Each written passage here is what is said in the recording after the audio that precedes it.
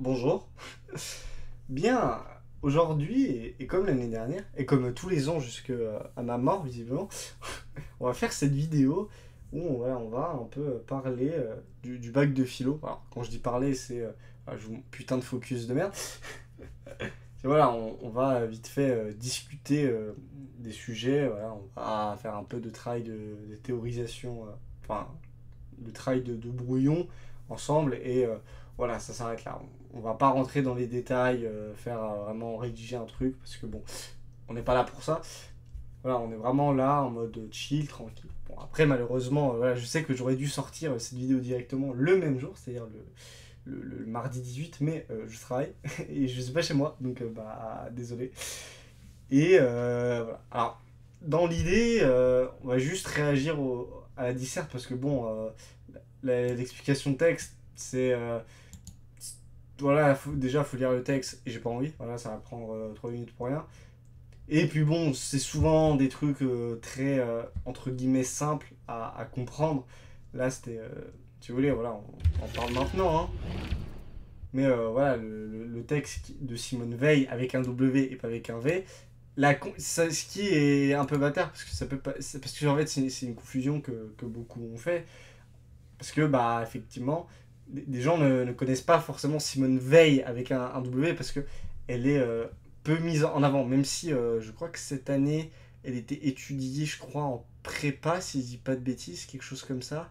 Ou enfin, j'ai eu un truc comme ça. Enfin, parce que souvent, dans certaines filières, il y a des livres spéciaux qui sont faits en version pour passer des concours ou je sais pas quoi. Et si j'ai pas de bêtises, cette année, ou c'est peut-être l'année dernière, elle en faisait partie. Et bon, voilà, de toute façon, voilà, Simone Veil, c'est deux trucs principaux, c'est la condition ouvrière, parce qu'elle a beaucoup travaillé dans ce truc-là. De toute façon, Cyrus North a fait une vidéo sur elle, donc voilà. Et c'est l'enracinement. Mais bon, là, c'était un truc sur le travail, voilà, donc c'est extrêmement, entre guillemets, facile à faire, parce que bon, les textes philosophiques qui défendent le travail et les ouvriers, on va dire, oui, mais c'est très bien le capitalisme, écoutez. C'est très rare, même si ça existe, hein, c'est extrêmement rare. Voilà. Bon, je vais pas en parler plus que ça, mais voilà. Bref. Et également, je ne parle pas de la série technologique, je m'intéressais uniquement à la série générale, parce que c'est celle que j'ai faite. Et vu que j'ai pas reçu d'enseignement dans la filière techno, je ne sais pas comment ça se passe et si vous voyez exactement les mêmes choses que nous en général. Donc, voilà. Mais après, je peux vite fait vous dire un mot dessus, hein. Bon, je sais chercher, j'ai pas de philo. C'était sur la nature, je crois, et l'autre c'était sur l'artiste. Attendez. Voilà. La nature était aussi à l'homme et l'artiste il met de ce travail. Ce qui sont évidemment des trucs aussi extrêmement intéressants et passionnants à traiter. Bon, ça, grosso modo, vous citez Aldo Leopold, la Wilderness. Non, enfin, Aldo Leopold, donc vous citez l'Almanach des Sables, la Wilderness. Voilà, concrètement, vous pouvez beaucoup plus faire de la géopo que de la philo, en vrai, avec un truc comme ça, hein. Ah, mais également du Descartes, du Bacon, enfin non, plus du Bacon, mais l'homme est maître et possesseur de la nature. Enfin, c'est vraiment un sujet extrêmement facile à faire et à bétonner. Et l'artiste est maître de son travail. Bon, après, moi, là, j'ai un semestre d'esthétique dans les pattes, donc voilà. Concrètement, voilà, vous pouvez citer du Kant, du Kant dedans, voilà, du Platon, ouais,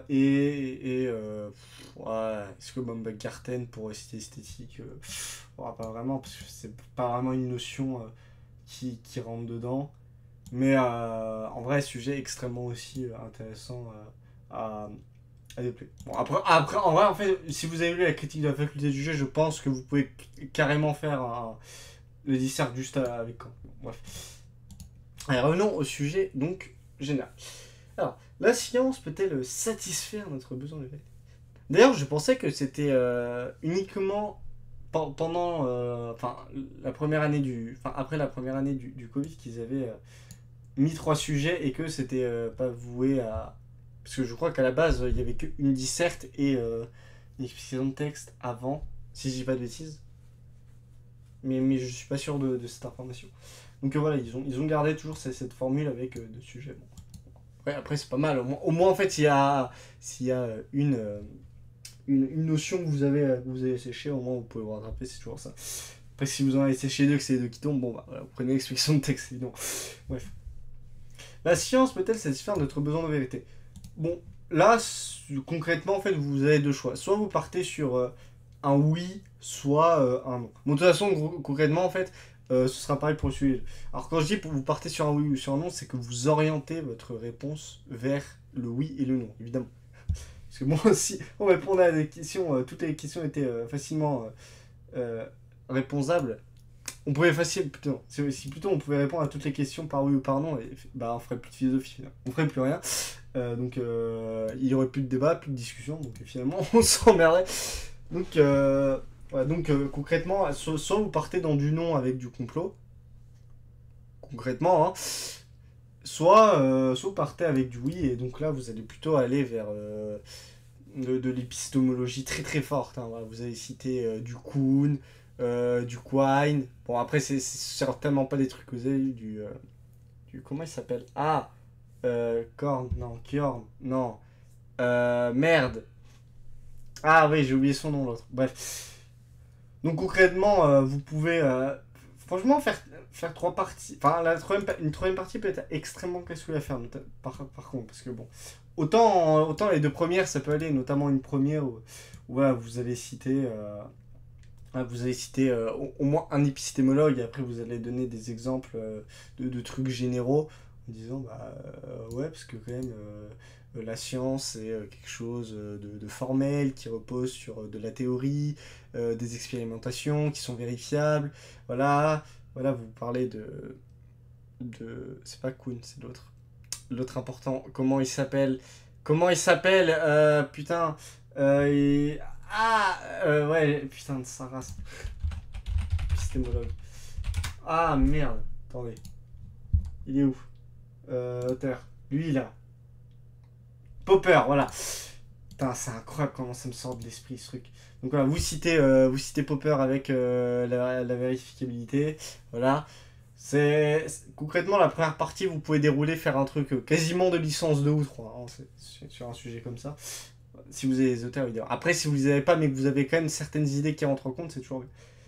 Après, en fait, c'est ça qui est bien, c'est qu'en fait, vous voyez que vous utilisez des trucs que des auteurs ont dit et développé et théorisé, mais que, en fait, vous n'avez pas. Parce que, évidemment, vous avez que très peu de temps sur chaque notion à chaque fois que vous étudiez pendant l'année, donc... voilà. Mais, bon, c'est vraiment quelque chose... Une idée d'assez facile de faire. Après, merde.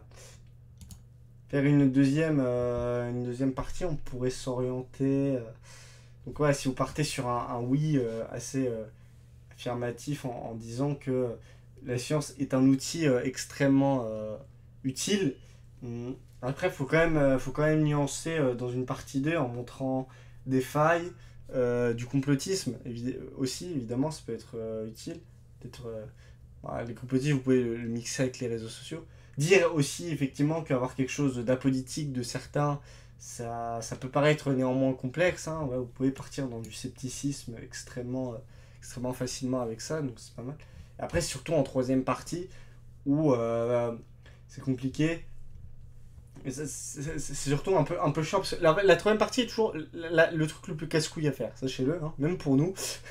Même pour des gens de licence, c'est extrêmement chiant parce que vous devez toujours vous dire putain, donc là j'ai épuisé quasiment tous les arguments, qu'est-ce qui me reste finalement? Comment? C'est toujours ce problème, cette notion finalement de dépassement qu'il faut faire après l'aporie qui est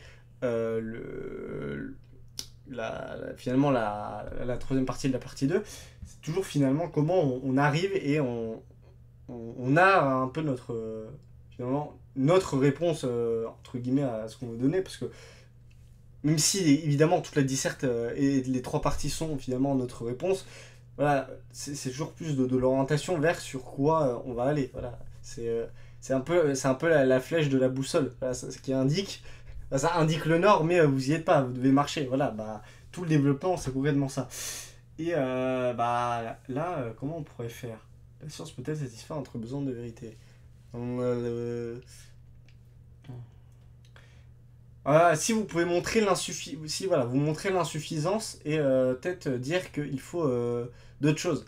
Après l'avoir remis finalement enfin, non, après avoir été contre, entre guillemets, hein, voilà, c'est pas une antithèse concrètement, c'est plus nuancer le propos et dire que et dire les problèmes, vous pouvez montrer là son insuffisance et le fait qu'il faudrait plus que la science pour satisfaire notre besoin de vérité. Voilà. On peut totalement s'orienter vers ça. Je sais pas, vous pouvez par exemple faire dans la troisième partie, une sous-partie sur la religion, par exemple, dire que voilà, chez les croyants, on a déjà finalement une certaine satisfaction. On peut allier les deux. Hein.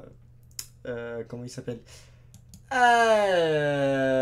Ibn Rushd, mais son nom, c'est son vrai nom, enfin le nom qui est utilisé. Ibn. C'est Rushd, je crois. Comment. Averroès, voilà. Voilà, donc on peut concilier voilà, science et religion. Voilà, après, vous pouvez partir dans des trucs comme ça. Grosso modo, rien de. Vous pouvez aussi dire que finalement, la vérité, on la trouve en nous-mêmes et que finalement, on n'a pas besoin. On n'a pas besoin de la science en elle-même et que finalement, de par nous-mêmes, notre propre expérience, on peut se forger notre propre interprétation des vérités. Enfin, voilà. Bref. En tout cas, sujet extrêmement intéressant et que putain, franchement, j'aurais bien aimé. Franchement, on disserte ça, mais qu'est-ce que c'est bien. Maintenant que j'ai des connaissances et tout. Bref. Bon, maintenant, on va passer au sujet un peu plus. Où ça a fait beaucoup réagir, surtout en cette période assez trouble. Et qui est très marrant. Et c'est très marrant que ça tombe, parce que bon, les sujets sont quand même prévus. Alors, peut-être pas des mois en avance, mais au moins quelques semaines. Donc, voilà, bon. Et ça m'étonnerait que voilà, il y avait des Européens, ils se sont dit bon, on va faire ça. Non, c'est vraiment extrêmement marrant que le sujet il tombe comme ça. En plus, vous pouvez le citer dedans, concrètement, avec la dissolution, tout ça. En même temps, c'est ça qui est pas. Bref.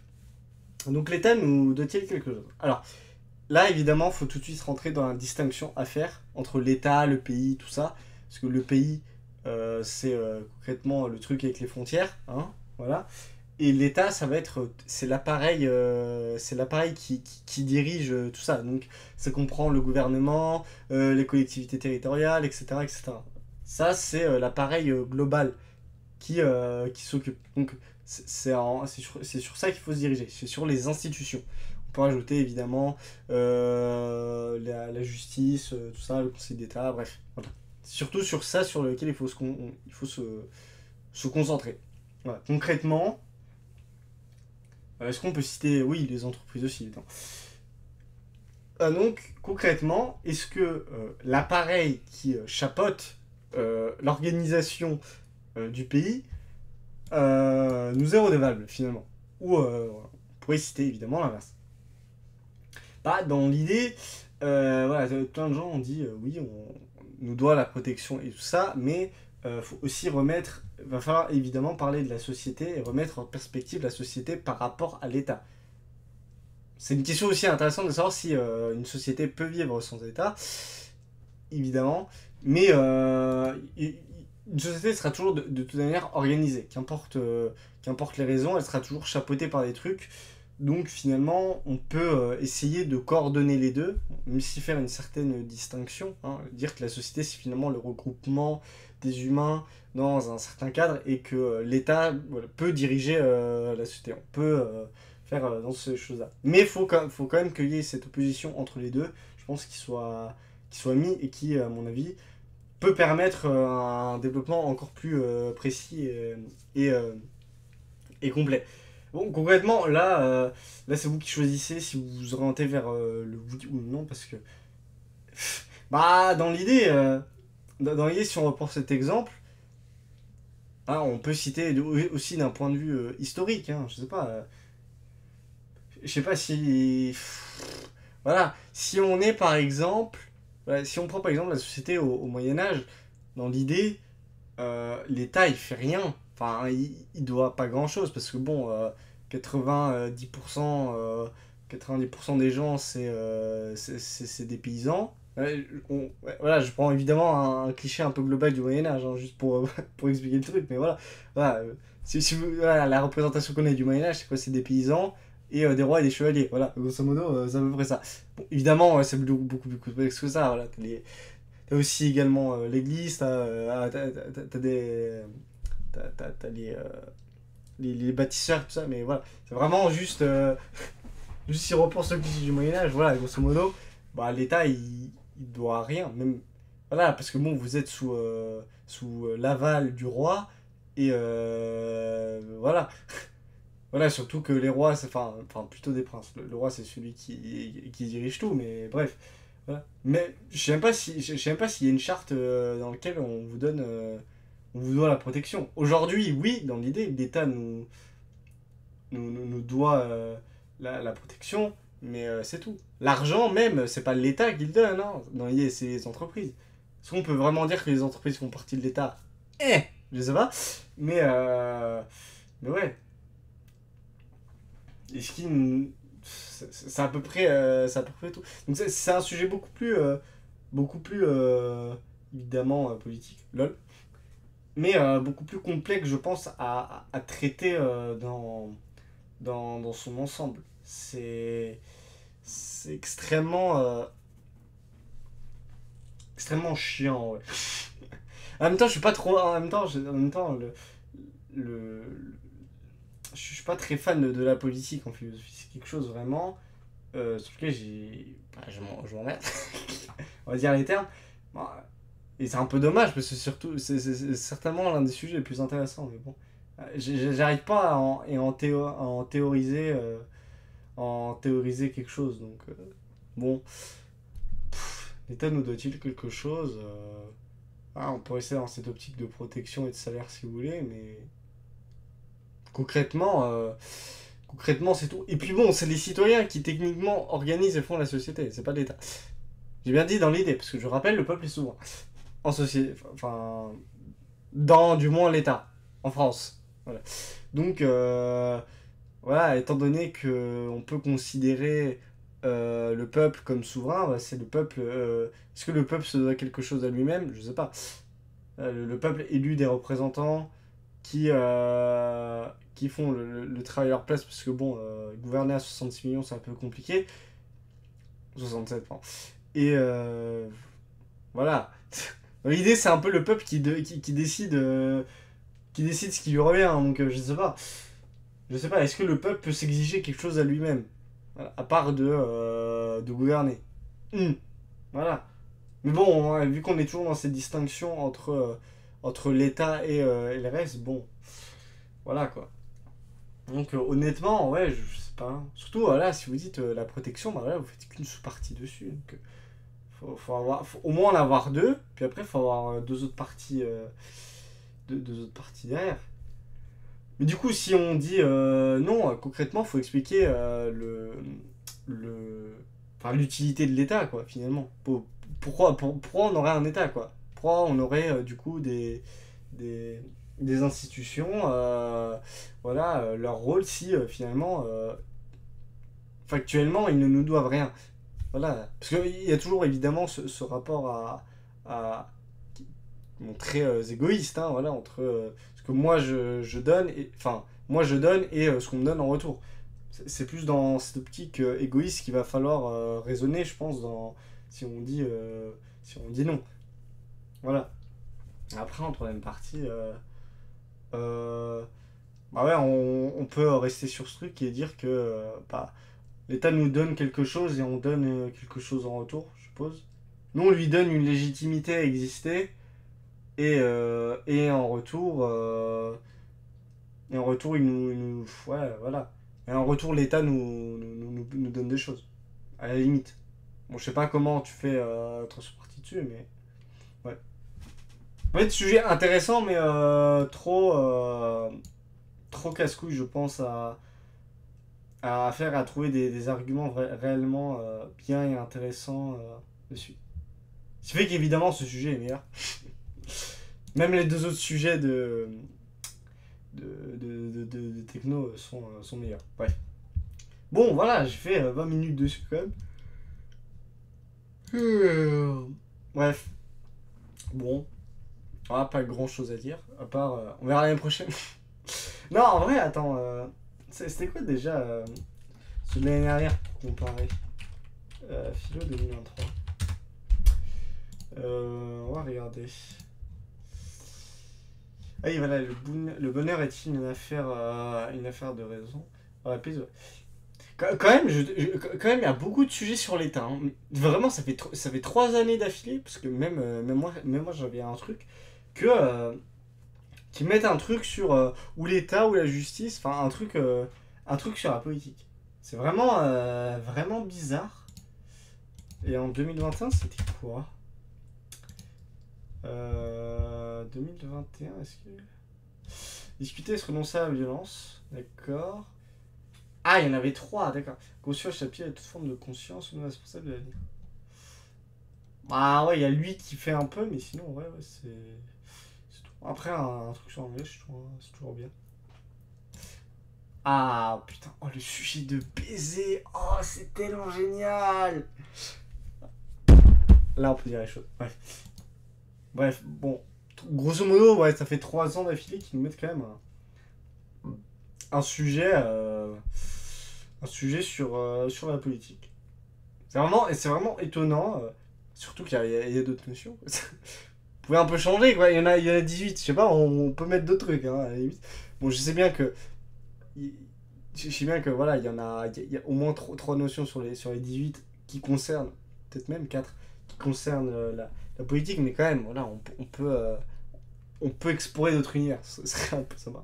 Voilà. En vrai, c'est un peu le seul reproche que j'avais, parce que bon, contrairement aux maths, voilà, je peux vous dire qu'une question est plus facile ou non qu'une autre. Dans l'idée, je vous dirais que ça, c'est moins chiant à faire, et le sujet est beaucoup plus intéressant. Mais dans l'idée, ouais, les seuls reproches qu'on pourrait faire, c'est sur les explications de texte. Ouais, si elles sont très complexes, s'il y a des mots qu'on comprend pas ou quoi. Voilà, concrètement, c'est tout. Sinon, bah, c'est tout. Voilà, c'est comme le français finalement. Au moins, c'est des épreuves où il y a peu vraiment de choses à en dire. Voilà, parce que bah, les formes, tu peux pas les changer. Bah, tu peux pas faire d'autres choses. À part des oraux, mais bon, bah, c'est pareil. Les oraux, c'est juste des dissertes. Des dissertes en version orale. C'est tout. Explication de texte, c'est pareil. Donc, voilà quoi. Bref. Bon, sur ce. 23 minutes, c'est un peu ça. J'ai dit je ferais pas très long. Bon, on a fait 23 minutes. Bon, c'est pas. Bon, ça, vous avez du contenu, vous allez vous plaindre, quoi. Bref. Bon. Sur ce. Ouais, c'était quand même intéressant. Voilà. Mais la philosophie, finalement, est toujours intéressante. Bref. Bon, et sur ce, moi je vais aller dormir parce que réveil à 6h, vous connaissez. Vous connaissez l'horloge interne qui me réveille 6h, ouais, c'est vraiment trop cool. Bref. Bon, sur ce, nous on se dit à la prochaine pour. Je sais pas. Faut vraiment que je refasse des prémices. Bref.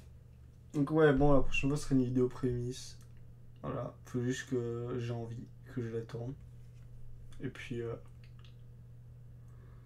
Allez, au revoir tout le monde et bonne chance pour vos résultats aussi. C'est le 7 juillet, je crois. 5 juillet. Allez, moi je me casse. Donc, à la revoyure. Et voilà. Ah oui, bonne chance pour votre retour. Je vois, c'est joué. Au revoir.